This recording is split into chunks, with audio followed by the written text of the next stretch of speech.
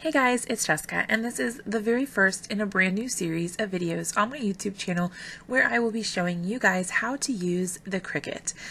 In this first video, I'm going to be taking you on a tour of the Design Space 3, so I hope you like the video and be sure to leave me some feedback on what you think. Okay, so this is your canvas. This is the very first thing that you're going to see anytime you open a new project in Cricut Design Space.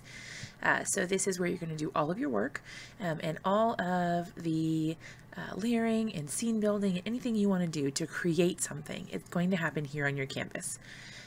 One thing to note is that each of these squares is 1 inch. So you've got your grid and it's labeled up here at the top. So you've got that reference so you can tell how big your images are when you put them on your canvas. You can toggle the grid. See how it's got these tiny little squares in here for each 1/4 inch? You can toggle it. If you click it once, you'll have only the 1 inch squares. Click it again and you have nothing. So if you're a person who prefers to not have anything, you'd rather have a clean surface, this is a great way to do that. You can always click it again to get it back. Personally, I like to work with the grid just because it gives me a frame of reference and it actually helps me line things up, but that's just personal preference. So the first thing that we're going to do is take a quick tour of Design Space and show you all of the options that you have, kind of the basics at first, and then we can go into other things in more detail. And if you guys have specific requests, you can always drop a comment down below and let me know, and maybe I can address those things in future videos. To get started, we're going to look over here on the left-hand side. Up top, you have the plus sign with new.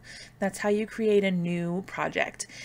You can always save your project over here and then go ahead and just click new right from here instead of having to go back to the main landing page in order to start a new project.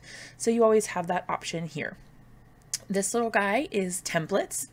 Personally, I don't use this feature, but some people do find it useful or else it would not be in the program.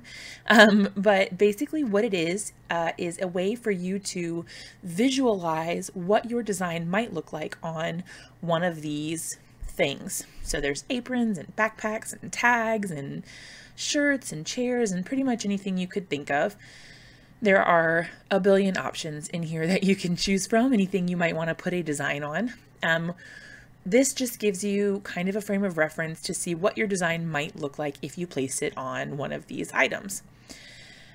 So let's see, for example, let's say we want to put a design on this shirt.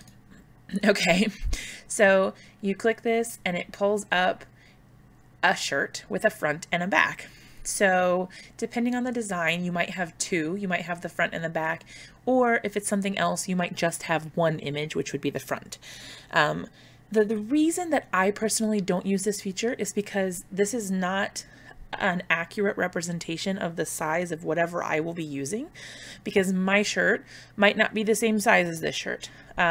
And as you saw up at the top there was a message that came up that said it was just for like guideline, basically, that it's not going to print with your project. It's not going to save on your canvas or anything like that. But you can use it as a frame of reference. So you can kind of get your placing maybe a little bit more accurately. But again, for me, I don't find it super useful just because I would rather like physically measure my specific garment or cup or whatever I'm going to be using, so that my measurements are accurate and I know exactly how big it needs to be. But again, this is just personal preference. So you saw how we clicked to get this on here. You do have other options up here. This is a women's style. All of the different templates will have different options to kind of change the way things look. Here you can change the size to whatever size shirt you might need. And they even have a kids option as well. So there are options to kind of get a better reference of how big something might be. If you don't want it on your canvas any longer, you come over here to the right. It has a little icon down here. You can click this little guy, this eyeball, and it puts a slash through it. That gets rid of it for you. If you don't want it there at all, you can go ahead and click this little circle. It pops up a new menu, but what we're looking for is over here on the right hand side, delete. So you can just delete it and see now it says blank canvas. Okay, so now we're back to where we started. I want my grid lines back, so I'm just going to click right up here. Okay, so that's templates. Now that we're done with our templates, we can move on to our next thing, which is projects. You've got a cute little binder there, or a notebook. If you click this project button, it's going to take you to a bunch of ready to make projects. These are things that someone else created. They may be specifically from Cricut, or someone else may have designed them and shared them so that we had access to them. You can click on any one of these projects if you'd like to make it. Let's say I want to make this flamingo heart card. I click it. It shows me a close-up. It shows me some information. It gives you a level, how long it might take you to make it, the materials that you need. It also gives you instructions. The most important thing, in my opinion, is it tells you how much it's going to cost you. It costs $1.99. If you are okay with that, you can go ahead and click this green little button here, Make It. If you'd like to make any changes, you just click this button here, Customize. This button will take you to your canvas and let you make changes. This button will take you directly to the cutting mat and you'll start making the project. When you click Make It, it will ask you to put in your password to confirm purchase of whatever items are here that you need to buy. If you click Customize, it will take you to your canvas. You'll be able to make changes, and then when you click Make It from your canvas, then it will ask you to put in your password and confirm that you're ready to purchase whatever items are in there. So just be aware, you're always going to be looking for a price here. Some of them are free, but just be looking for that amount if you're worried about how much it might cost. Okay, so that's projects. You can sort by categories up here. You can also search for something here if you know exactly what you're looking for. This one, images, is probably going to be your most used, besides text maybe. Images is where everything is stored that Cricut has on file. So any image that they have in their system that you can use in your projects is going to be here under images. When you first come to this screen, it's going to be mostly featured content. So whatever holiday is coming up or is recent, will probably have themed images that you can choose from. So you can see here it was recently Valentine's Day, so a lot of these are heart and love themed. When it gets closer to Thanksgiving, it will be those kinds of images, and the same with Christmas. So those are just the things that pop up first. You can sort by categories or cartridges. Categories just lets you choose the category. If you're looking for particular types of images, obviously here they have holidays, birthdays, clothing. I mean, there's all kinds of stuff. There's a ton of different categories that you can choose from. You can also sort by cartridges. The cartridge option is useful if you'd like to purchase a cartridge, or if you'd like a lot of coordinating images that go together, but you don't want to have to try to find them individually by searching through the images. These are all listed in alphabetical order when you first pull them up. So you can scroll through. If you know what you're looking for, of course, you can type it here in the search field and click search. Some of them are free, some of them are not. The price is going to be over here for you, and it tells you how many images are included in that set. So let's see one of the larger ones, like this one, for example. It's $30, but includes 250 images. So we click View All Images, and here you get to see every single image that is included in that cartridge. So you don't have to guess at what you're buying, which is really nice. You get to see how much you're getting and how much each individual image would cost should you decide to buy them separately. All right, so we don't actually want to buy a cartridge right now, so I'm going to go ahead and click Cancel. That would take me back to my canvas. I'm going to go back to images just so we can look at a couple more things. Okay, so we don't want to look at cartridges any longer. I'm going to come back up to our images. See, clicking over here doesn't do anything for us, but if we click here on images, see how it lights up green? And this does not. That's how you can tell what things can be clicked on and which ones can't. Okay, so we're going to click on images again. That's going to take us back to our main page. Let's say I want to find, for the project that I'm going to make, a dog. So I'm just going to type in dog in the search field, and it's going to pull up all of the results that they have that fit that search criteria. You'll notice a couple different things here. Up here in some of the images, there is a green little flag with an A on it. That A stands for Access. It's part of the Cricut Access program, and that is a subscription service that Cricut offers in which you can pay a fee every month. I believe it's $9.99, but you can pay a fee every month and have access to every single image that has this little symbol on it. For some people that works really well. For others, they prefer to buy the cartridges, but it's totally, again, personal preference. You're going to hear that a lot. So some people really love it, and some people prefer to just purchase the images and get it out of the way.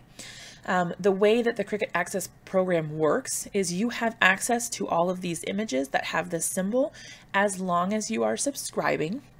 As soon as you stop subscribing, you no longer have access to those images, even if you've used them in a project before. So if you've used the image in a project and you go back to make it after you're no longer subscribed to the Cricut Access program, it would ask you to pay for that image. So just keep that in mind if you are weighing your pros and cons, whether you should get the Access program or not. If you're not part of the Access program, the price will be down here. So you see that this image is 99 cents, as is this one.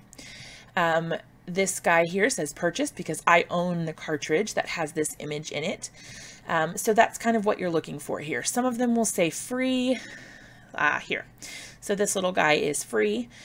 You can, kind of keep an eye out that way. If you are looking for only a certain type of image, you can come over here to filter and click that once. There are a few different options here of ownership, which you can filter by. You can search by purchased, which is things you've obviously purchased through Design Space. Cricut Access is what I was describing a minute ago, where it's part of the subscription service. Free is, of course, free. Uploaded is any image that you downloaded to your own computer and then uploaded into the Design Space software. I will address that in a future video, so be sure to keep watching if you're interested in learning more about things you can do in Cricut Design Space. And then my favorite way to filter images is by My Images. So the cool thing about My Images is it gives you a look at every single thing you have access to without buying. So anything that you've purchased, anything that's free, anything you've uploaded, and if you're in the Access program, anything that has the Cricut Access logo. So this is a really good way to determine what you can use without having to pay for it. In my opinion, that's always a really good thing to do. See here, this one says uploaded. I've got purchased. There was one that was free up here. So I've got lots of options, but I can see any of these items I don't have to pay for. You can also search by type. So there's 3D objects, backgrounds and textures, borders, cards and envelopes, frames, phrases, and printables. And then also whether it's a single layer image or a multi-layer image. The difference between these two, this will be something that cuts out a single layer of paper or a printable item, which prints out obviously one layer of paper. A multi-layer is going to be something that you paper piece together. So for example, this little guy here, see it has two different colors. You would need a dark brown piece of paper and a light brown piece of paper to make this work. And then that is considered a multi-layer image since you cut out two separate pieces of paper and then glue them together yourself. So that's kind of the premise of Cricut and how it works, but we'll get more into that later. Okay, so that's images. You can always filter them any way you'd like. You can also change the way they are sorted, or at least viewed, by clicking this little button here. See, this gives us more options all on our screen at once, whereas these ones are just larger images, so they're easier to see. Okay, so if you want to select an image, let's say I want to use this cute little guy. I select it. You can see that it puts a green box around my image. That means I have it selected. I've successfully clicked it. In order to put it on my canvas, I just come down here to Insert Images, the green button, and I click it once. You can see here I have basically a description of what I'm going to be putting on my canvas. You can select more than one item at once. So now I have 2 dogs selected. They both appear down here, and I can insert them both if I'd like to. You can also delete them down here by just clicking the red X. If you'd like more information on an image that you are going to be inserting to your canvas, you can click this little eye with a circle around it, and that pulls up the name, the item number, or the image number maybe, and what cartridge it is a part of. So that's really useful if you're trying to find out if this one has coordinating images or if it's just a single image. When you're done, you can just click that eye again to get back to the image. All right, let's go ahead and insert it onto our canvas. And here we go. And it's very tiny looking. I'm actually going to go ahead and scroll in a little bit. Okay, so now we're all zoomed in and we've got this cutie pie on our canvas. If I go ahead and click once on my little dog, it puts a box around him, and you can see we've got some options here. This red X is for delete or remove from your canvas. This little guy, if you hold it and turn or drag your mouse, it rotates your image. This guy here, the 2 arrows, if you click it, hold it down and go out or in with your mouse, you just drag it one way or the other, it makes it larger or smaller. This little padlock here is for maintaining your aspect ratio. So if you want your dog to stay the same height and width, always leave this locked. If you'd rather he was short and fat, or tall and skinny, you can unlock that and see when we change it, he changes sizes and he can look a little funky. For most of the images, we probably don't want to do this unless it's a shape or something that it's not going to look weird if you make him really long and skinny like that, or really tall. See, he looks kind of funny.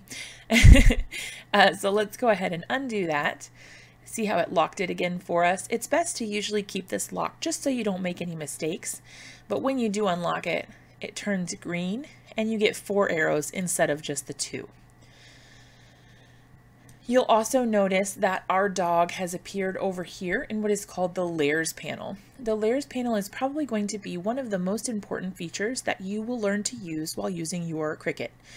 It shows everything that's on your canvas. It's basically a summary of the things that you're working on.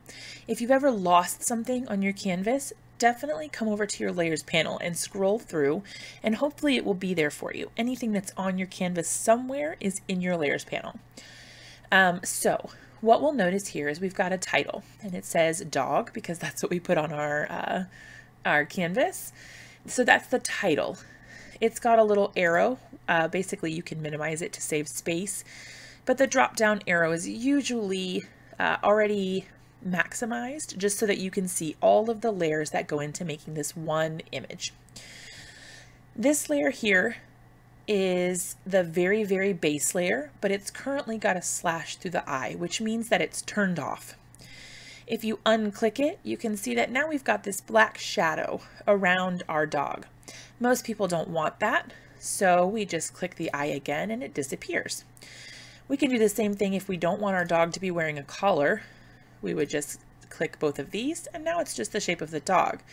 You can choose which layers you'd like to use by using this little eye feature, and you can always turn it on or off depending on what's convenient for you.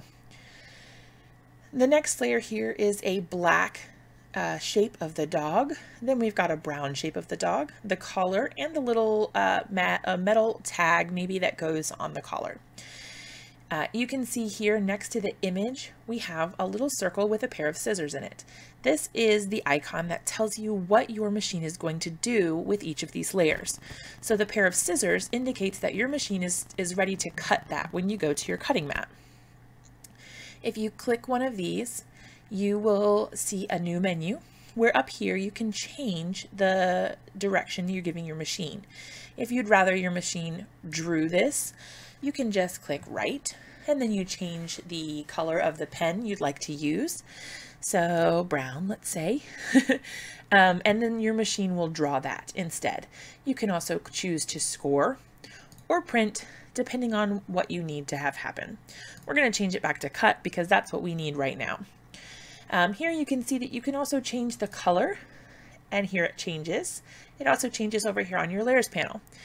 So this is just so you can see which colors you're going to be using on your mat. This actually helps to kind of organize things for you when you go to make it, so that it's not so confusing when you have a lot of little layers and a lot of pieces being cut. It makes it a little bit easier to tell which pieces you're supposed to be cutting in which color. So you can change these to whatever color you want. Once you get more familiar with the program, you won't need to change the colors as frequently, just because it's a little easier to recognize which piece is for what. But especially when you're beginning and just starting out, it's really useful to change the colors to match what you are going to be using for your cardstock. Okay, so we have changed the icon up here. We've changed the color. You can also select a color down here from this more in-depth color wheel. If one of these doesn't fit your needs, you can always change it just to fit whatever color cardstock you think might work best. All right. Okay, so the other thing here is, we'll go ahead and close that so it's out of our way. This little guy here, ungroup, basically your items or your pieces that are all on your canvas are grouped together so that it's easy to move them all at once. See how when I click it and move it, I don't have a separate piece for the collar, the tag, the dog. Everything is together just so that it's easy for you to move it around and change the size. Let's say we wanted to completely delete the collar. What you can do is click ungroup. Now we've got individual layers for each actual layer, whereas before we just had a group and all the layers were tied together. So now we can actually come up here and delete that black layer that went around the outside. We can delete our collar and our tag, and now we're left with just the dog and the outline. Now we can go ahead and select everything. You can do that a couple ways. Up here you can select all. That selects everything. You can also click and drag a box around it. That selects it all. Or you can click one of your layers in your layers panel, hold the shift button, and select the next one. Oh, I'm sorry, it's actually the control button. So you select one, you hold the control button and select the other one. And then now you've got both of them selected. The important thing to remember is you need to click in the same spot. So if I click up here for dog, I need to click the same place on this one while I'm holding control. Otherwise, it unclicks them.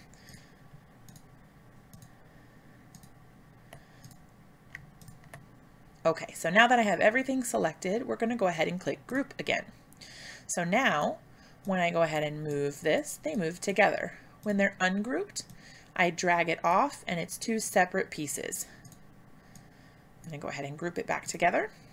Okay, so now you can see here it says group and it's all in one thing rather than being individual lines. The next thing you can do up here is duplicate. And that of course just makes a copy of what we already had. And of course you can delete it. Down here at the bottom, we have some other options, but we're going to go more into detail in those in another video just because they are a little more specific.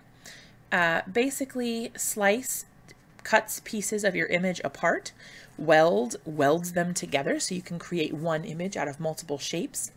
Attach is used to tell your machine you want something to cut or write or score in an exact place. Rather than just wherever the machine thinks it's convenient. Flatten is mostly used for print images. And then there's also the contour button, which is used to remove circle or shapes within another shape. You cannot use the contour feature on a grouped image. It has to be an individual layer. So keep that in mind. But again, we'll go into those things in more detail in another video. Okay, so now that we've kind of done a base look at what you can do with your layers panel and your image, we're going to go ahead and delete him. We're going to look at the text feature next.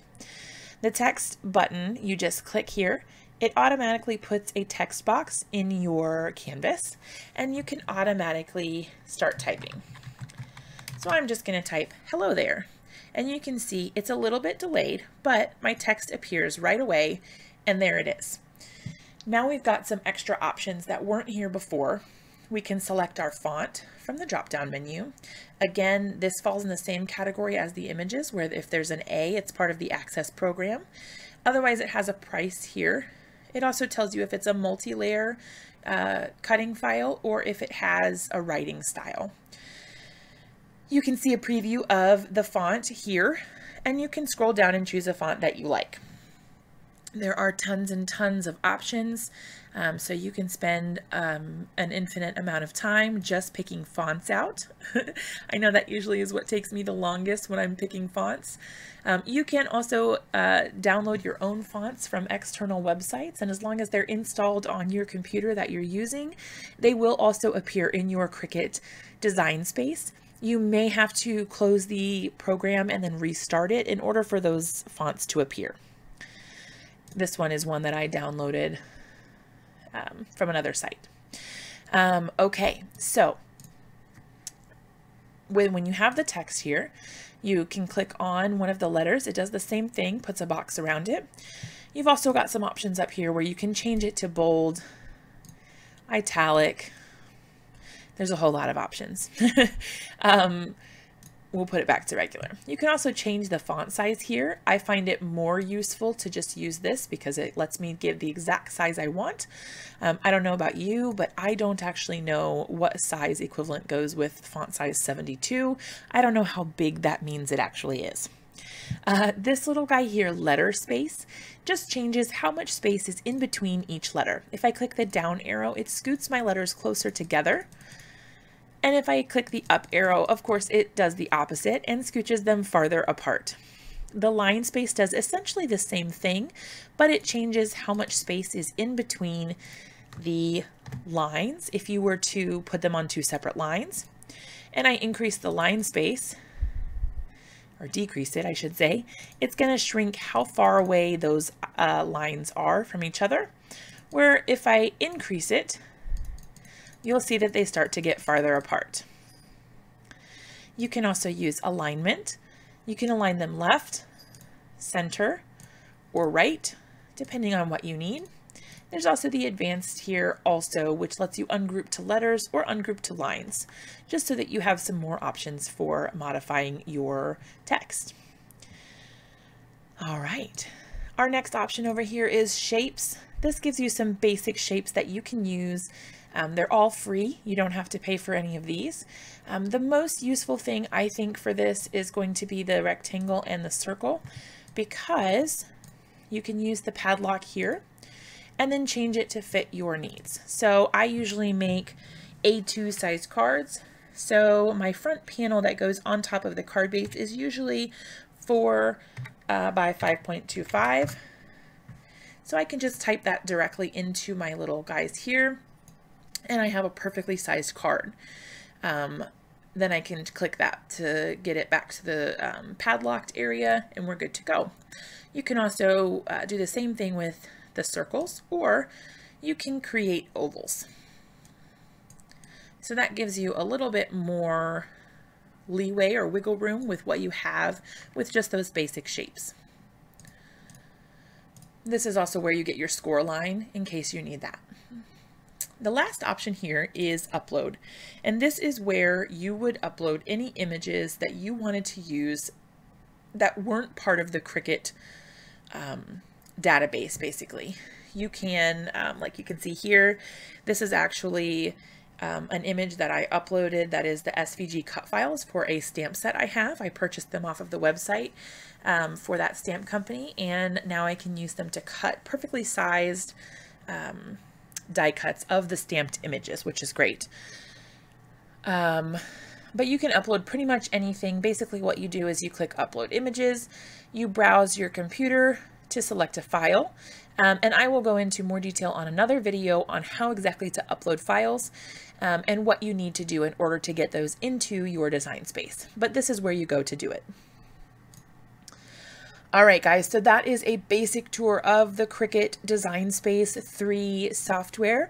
If you guys have any questions at all, be sure to drop it down in the comment section below. If you like this video or you found it helpful, be sure to subscribe to my channel and give this video a big fat like. And if you'd like to see more videos that I post, be sure to click that little bell next to the subscribe button so that you get notified whenever I post a new video.